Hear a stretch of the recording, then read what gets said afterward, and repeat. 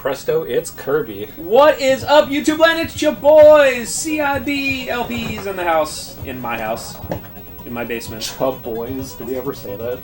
I say it like at least once a month. That's stupid. That sounds like something Nick would say. Like I'd be like, "Have you ever said that?" I say it all the time. Yeah, Nick. Remember him? All right. Remember Brandon? This is Kirby's Adventure. It's a good game for the NES. Yeah, so we're doing Kirby's Adventure. I'm playing it. I really like this game. Whoa! Hot take! Hot take alert! I just think that I don't know. Kirby has had so many franchises, and I guess we'll talk about this a bit. But Kirby has been a franchise for basically 30 years at this point. This game came out in '93, and the original Game Boy one came out in like '91 or something. So, yeah, it's been 30 years. And I feel like Kirby hasn't really advanced that much ever since then. All the games are good, but it feels like when we did Star Allies, and if you want to watch that, we did a full, complete 4-player playthrough of that game, minus a DLC. Many screenshots taken. Oh, yeah! But, like, Star Allies, other than obviously some, like, quality of life stuff and new power-ups and stuff, it's not, like, that different of a game. It's basically the same game they've always been making. But I think this game's great, especially for the hardware it's on, and, I mean, it's gorgeous. Like, yeah. we're playing this on a... Hold on. Let me get that dirt off my shoulders. Sony Trinitron. Yeah, Spencer has a really nice Sony Trinitron now. I got it for free. I'm not... Yeah. I didn't spend money. I'm sorry. Everyone's Everyone's ready to type their comments in. Oh, yeah, everyone is like, you... I literally got it for free. A customer gave it to us, and we literally had to drive a half hour to go pick it up out of his house and pull it out of his basement. So I feel like it was earned. It's heavy AF. Yeah, especially it's like a pretty nice, like 32-inch, maybe possibly a little bit bigger, 36. Something like that. So yeah. like anything that's like around 40 inches for a CRT is just 1,000 pounds.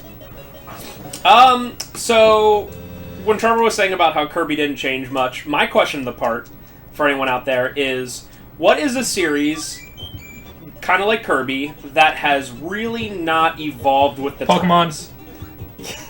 Well, don't they do like 3D now or something? And don't they have Pokemon walking in the wild or something? Some games. I don't know. I haven't played Pokemon since literally Gold, and I have no interest in doing so. I guess the newest thing for Sword and Shield was Pokemon you can see out in the wild. But of course, it's super janky and cheap, and then like Pokemon just materialize like 5 feet in front of you, and they do like generic animations. Some of the flying like dragon Pokemon don't even flap their wings. It just looks terrible. Cool. So that's a good one, Pokemon. If it was still a series, I would potentially say Mega Man, because they were like a, if it ain't broke, don't fix it. But they do have so many side story things. There's so many side ones where they change up the formula, and even like Mega Man 11, I think they did an effort of making it as like different as possible. Yeah. And of course, they don't make those games anymore, so whatever. But yeah, I guess what I was saying with the Kirby thing is that I feel like I've been a little harsh on Kirby in recent years, especially since like, I don't know, like Return to Dreamland on like Wii, which came out about 10 years ago now. And it just feels like they've been making the same game for so long, and like it's a good formula, and like I could definitely see myself like picking up for if I ever had a kid, just be like, yeah, first Kirby, just play this. That's one of the first like co-op game that I actually played and beat with Ferris, Kirby Superstar. Which the best thing about Kirby, as far as co-op is concerned, is the second player, if they die. I think in most games you don't die. It's only if Kirby dies. So you have your kid play the second player. They die in 5 seconds. That's fine. You just make another, partner character. Yeah. And I feel bad for like dogging on like obviously a kids franchise. Like Kirby, ever since its inception, has been a game made to be easy, and it's supposed to be like a game that you can beat and play and not be frustrated beyond belief on the NES. Yeah, I mean, one of my literally favorite thing about an NES game is if you can beat it. I know that sounds weird, but okay, I would rather play Puss in Boots, which is a very short game that you can very easily beat, than Castlevania 3. What's the main reason for that? Puss in Boots is not... It's way less of a good game than Castlevania 3, clearly. But you can actually beat it, and you're not going to get 2 levels in and go, oh yeah, and then quit. You know? So that's my favorite thing about NES games, when you can actually beat the dang thing. Yeah. And it's like, there's some games, especially American Castlevania 3, it's like, you can really respect it. Like, it's probably the best looking game on the system. It probably has one of the best soundtracks on the system. It's such a technical marvel, and you're just like, I hate playing this game. Yeah. Because it's so hard. It's really rare for me, especially for NES, which is why I always dog on it, and why I always prefer, like, you know, SNES and whatever, to find a game that you can beat that's good, and it's not 10 minutes long like Puss in Boots. So that's why a game like this is always appreciated. Even Mario 3, going through it without the warp things, like, you can do it, but it's very long, it doesn't have a save, you know. So, like, I wouldn't even know if I would count that as a game you can necessarily beat, quote-unquote, without doing the warp whistles, because if not, you're playing that all day, you know. That's why a game like Felix the Cat or Little Nemo will always resonate with me, because it's like you can just play them and beat them in an hour or something, you know? So, I think the last time we were talking about Kirby, I kind of brought up how, like, in general, the top 2 Kirby games always are, in like, people's opinions, are Kirby's Adventure and Kirby Superstar. From what I understand, it's generally Kirby Superstar is, like, number 1, but then Kirby's Adventure would be number 2. Yeah, I see a lot of people really like Kirby 64 as well, because of the double item mechanic thing, or ability mechanic. I guess my question ends up becoming, for whomever, what's the third Kirby game? You know, like, if you have to make a holy trinity of Kirby games. I feel like Kirby's Adventure and Kirby Superstar is probably going to be in, like, 80% of people's lists, if not more. Yeah, for me, it really is a tie between Superstar and Dreamland 3, and then I'd probably put this game as the third. Because I like aspects of Superstar a lot, but it is also basically a minigame collection where it's just like 8 ideas, and they're really done quickly and fast. And it's like, it's fun, but it feels like, especially some ones, you just wish that they were like twice as long before they scrap the idea to move on to something else. Especially Great Cave Offensive and, Milky Way Wishes. And Dreamland 3 is, I think, overall the more like cohesive adventure. And I really like the side objectives you have to do for every like stage to get the true ending. But the problem is that the game's like a lot slower than Superstar, and like I have more fun playing Superstar. What a boss! Yeah, what a boss. Well, what's his name? Willow Wisper or whatever. Wispy Woods. Wispy Woods. That sounds like it. Yeah, what a boss! But just look at the background; it's beautiful. Yeah. This game is magic running on the original NES. The only game I can think of with this art style, like Trevor said, Castlevania 3 has that more dark art style. The only game I can think that like does beat this game in terms of graphics is Little Samson, which I know is a meme because it's very expensive, and that's all people like know it for. Like, yeah, oh, do you have Little Samson? It's expensive, but that game is incredible and incredible looking. What Taito did with the NES is unbelievable. Yeah, and although I think Little Samson came out 2 years after this, so I thought Little Samson came out. Can you look it up? I thought it came out like some random year, like 1989. Yeah, let me see. No, it wouldn't be that late, but I could see it being like 92 or something like that. I swear it didn't come out until like maybe 90. June 26, 1992. Oh, it really did. Okay. I guess that is why it's so rare. Compared to Kirby came out later. Wow. Yeah, it came out in 93. It was May 93. Ooh, I want that. Tornado is the best ability in the game, other than UFO, which you never get. But yeah, that's one of my favorite things about game systems in general. I don't know how to explain this. So, like, with PC, and I do both. In fact, I'm going to be playing a bunch of PC games later in this LP session. With PC, it's a more gradual change because, like, games just come out and eventually you just upgrade your ring, right? So it's like a more gradual change. Whereas for video game systems, there generally is, or used to be, a pretty distinct like feeling of each game system. And one of my favorite things is when developers really figure out how to utilize a game system, and a lot of the games that come out later in its life end up being great. This game came out in 1993. The SNES was, that was awesome. 3 years old by that point, you know? Yeah, and especially when you, like, utilize hardware to its absolute limit, and I think this game is just... I mean, I think the only thing that really, like, sets the stage, it's happening right now, is Slowdown. Yeah. The, You can pretty much think of, you know, an example or two for pretty much every system.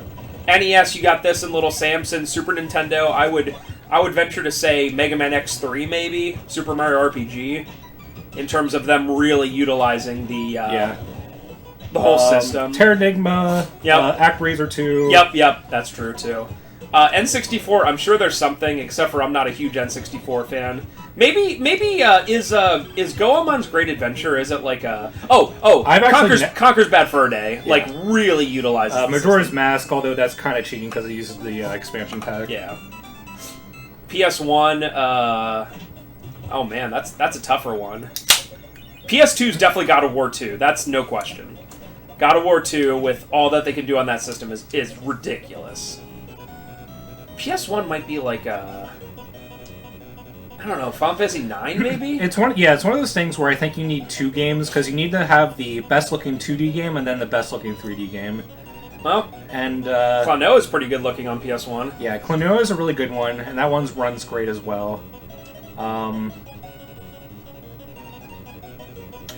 Yeah, and it's sad because Sony kind of had a vendetta against like pure 2D games because they really wanted to show off the like 3D capabilities of the PS1.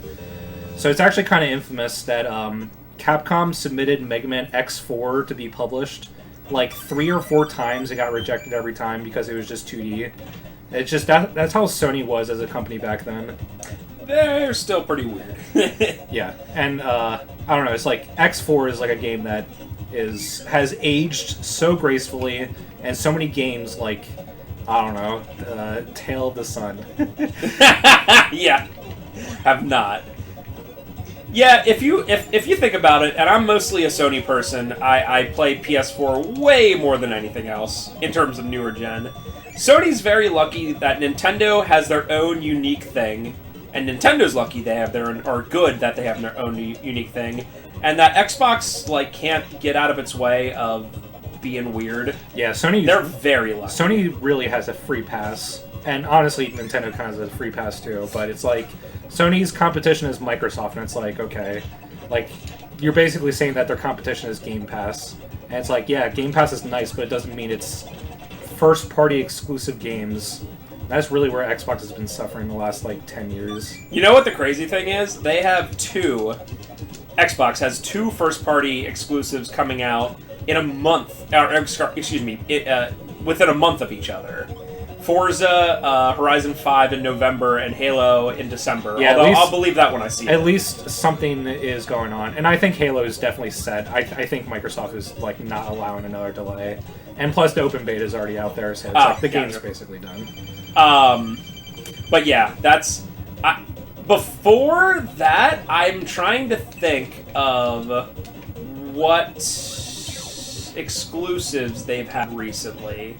Like the past year, it's been basically nothing. Is literally Sea of Thieves the last like big exclusive?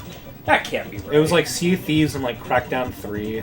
Oh yeah, the game that I lost a bunch of money on because I bought like I don't know 8 copies. You know who else lost a bunch of money on Crackdown 3? Microsoft. Microsoft, yeah. Because that game was in development hell for like literally 6 or 7 years, and I think at some point they were just like, just make something out of the assets, just release and they're just like, here you go, and it's like the worst game of all time. Yeah, that was a game where I only ordered like 6 or 8 copies, and because I was like, it's a first party Microsoft thing, I should at least get like a half dozen copies, and then no one bought it, and it's down to $20, and I think we sold a couple copies at $20, which means I lost like $30 on each one. I mean, it's not like a huge amount of money, but it's like, man, I thought I was being like pretty mean when I was like, I'm just gonna order 6, you know? Like, imagine if I ordered 6 Last of Us 2 or Spider-Man or whatever for PS4. We'd be out in a second, you know? But, yeah, wow, Sea of Thieves, is that the last? Oh, Psychonauts 2 is a Microsoft exclusive. Yeah, that's true. I've literally not heard a single person talk about it. The problem is that, It was like on the Game Pass, and it didn't even get like a physical release. Yeah. I think it's only like a download or Game Pass. Microsoft's really pushing that. I mean, it makes sense. I mean, it's the best deal that they. I mean, have. that's literally all they care about. If they get you to buy an Xbox and they're just like, here's Game Pass, they don't care about anything else. I guess maybe if you get another controller or something, you know. Slow down. 1 frame a second. Oh, by the way, I don't know if you'd be interested in this, Trev. You can say yes or no. I pulled up the top. Excuse me. I thought I was gonna sneeze. Top ranking. There it is. The top ranking Kirby games on Metacritic. It pretty much only has from N64 and newer, so this and Super Star aren't on it. Were you interested in me like telling you the top 5 highest ranked ones? Yeah, sure. All right. Number 5, or I'm sorry. Yeah, let's do number 5. All right, number 5 at a tie, we have Kirby Planet Robobot and Kirby Nightmare in Dreamland with an 81. I don't even know if this one probably doesn't even count. Kirby's Dream Collection for Wii, the special edition one, 82. I mean, it's a great collection. It's great value for money, but it's just a bunch of old games. Kirby Mass Attack in number 3 with an 83. Kirby's Epic Yarn with an 86. And lastly, Kirby's Canvas Curse, also with an 86. Canvas Curse is actually really good. And Canvas Curse is like one of my favorite like spin-off Kirby's in like a long time. Here are the 2 lowest ones that are actual games. Kirby Battle Royale only got a 57, so people must not like that too much. And Kirby Air Ride got a 61. You know, I hear a lot of people really defend Air Ride, and I mean, to be honest, I've only given the game like a couple hours of my life, but I do not understand why people like that game. It's different, but different doesn't mean good. Is it like is it more akin to Mario Kart or more akin to like F-Zero? It's more akin to Sonic Riders. Okay. It's one of those games that has a very weird drift system that I don't even know how to explain it, but it's more like Wave Race than like anything, because like you're always flying. And the drifting, you like stop on a dime, and like you charge up a drift like boost, and it's exactly like Sonic Riders. Although I think Air Ride came out before Sonic Riders, so it's the reverse going on. That was the one Kirby game that came out on the GameCube, right? Yeah, and Nintendo's so weird. Well, the thing is that there was a. I should have got that. I don't know how to get that. Alright, yeah, there was a prototype Kirby on the GameCube, but it never really went anywhere. I think that's because the GameCube was over a little bit too fast. Yeah, it's just... I don't know. You look back on the GameCube, and like it sold like 25 million units. And like some games sold well, like Smash Brothers I think sold like around like 10 million copies. But as a Nintendo, especially coming off like the Game Boy and the Super Nintendo and stuff, it was considered a failure. Sad. I hate this boss. Yeah, this boss sucks.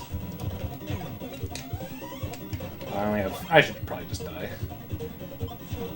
No, try!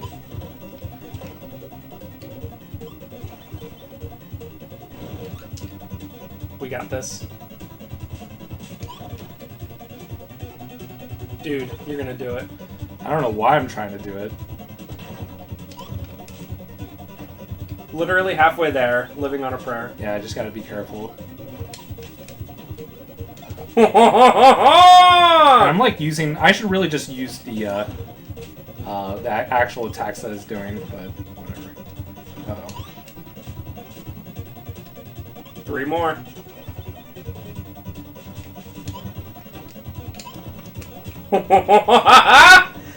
Why'd that explode? Get out of my way. Ooh, we did it! You should just die. Get out of here. Yeah, this base game, for whatever reason, doesn't restore your health at all. Yeah, I guess that's the one thing that makes it harder Do you even get it back when you go to a new level? I don't think so. Okay, so at this point there's hidden switches. Just gonna You do. You do get it back. Oh, that's nice. So only when you beat a boss. Mm-hmm. Alright, Just so like the 3.1 and 3.6 have hidden switches. I want to make this 100% playthrough, I guess. One game I do want to talk about in specific is Kirby Dreamland, the first one for Game Boy, and how it's just such a, looking back, such an odd game.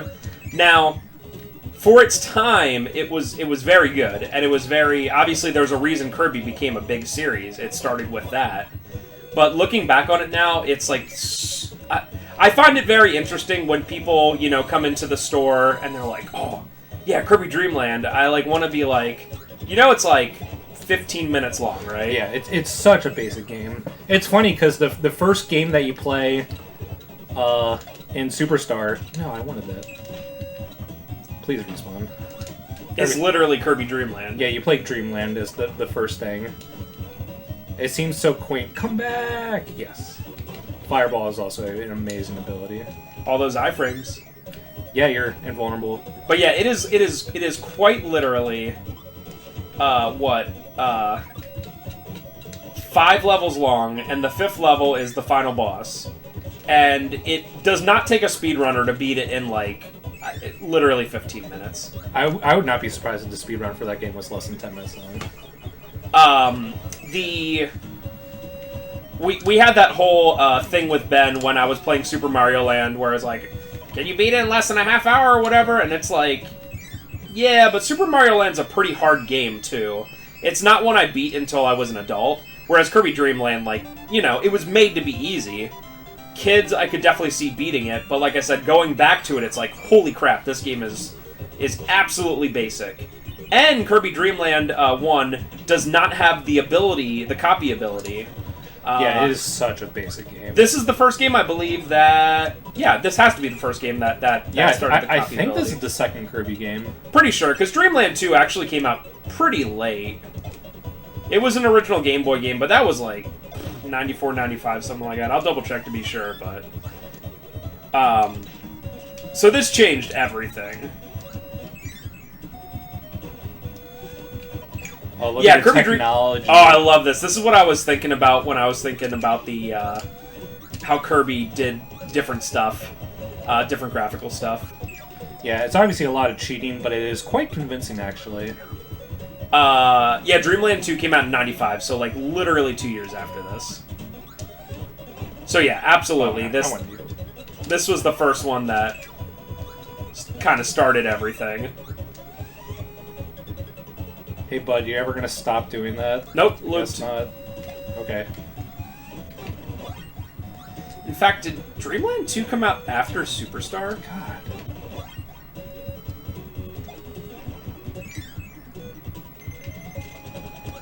Yeah, I think it was both 95 for that game. Superstar was 96, so...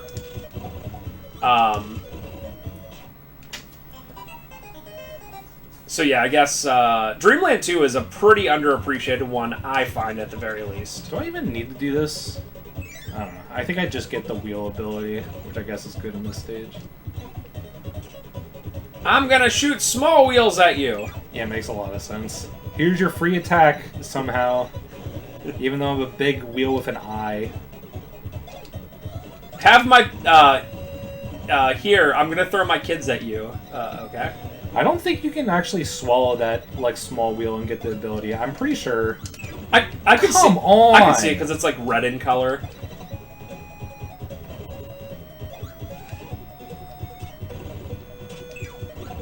Hey.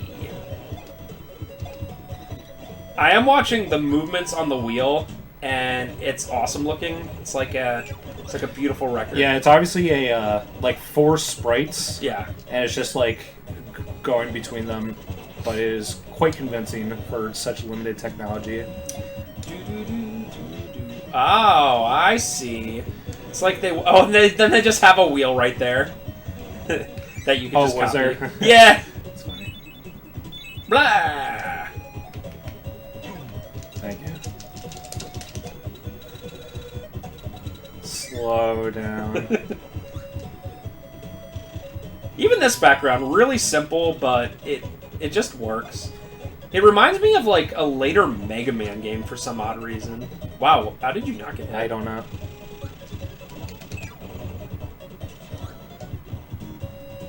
Must have been because I was like, it can't hit me while I'm in the air or something while I'm like inflated. You ever think about for a game, especially a platformer, how the rules of like what the main character can do, like really determine how the game is made, like designed. Like because Kirby can float, they always have to have like stuff near the top to mess you up. Or, you know, it can't be like a super big level. It has to be more enclosed. Yeah, like exactly like this. Like this, yeah.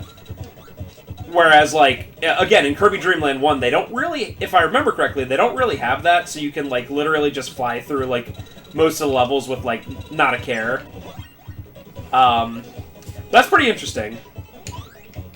It's just like, you know, Mario wouldn't have anything like that because he wouldn't be able to necessarily jump that high. They liked it so much they had to do it again. It is pretty cool.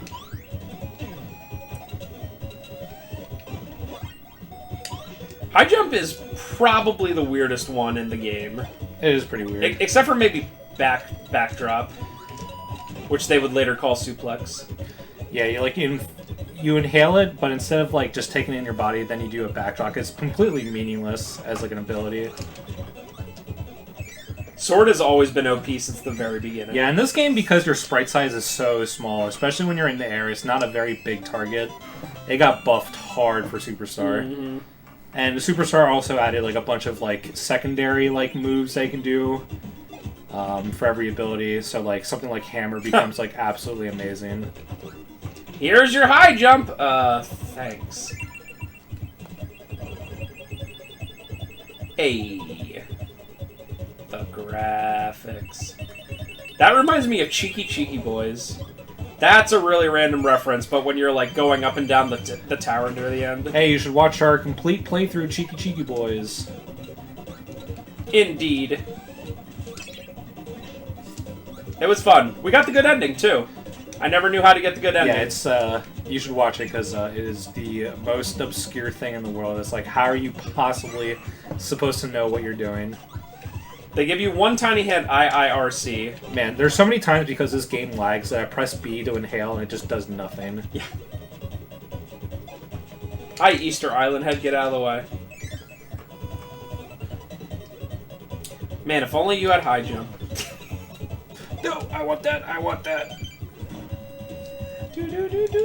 Wow, that was a really short level. Yeah, levels in this game are fairly short. I mean, they're kind of short in any Kirby game, but it seems like in this game, why I like this game, and I think it still holds as like a pretty good... Ooh, we get to do it! Alright, gotta pay that in.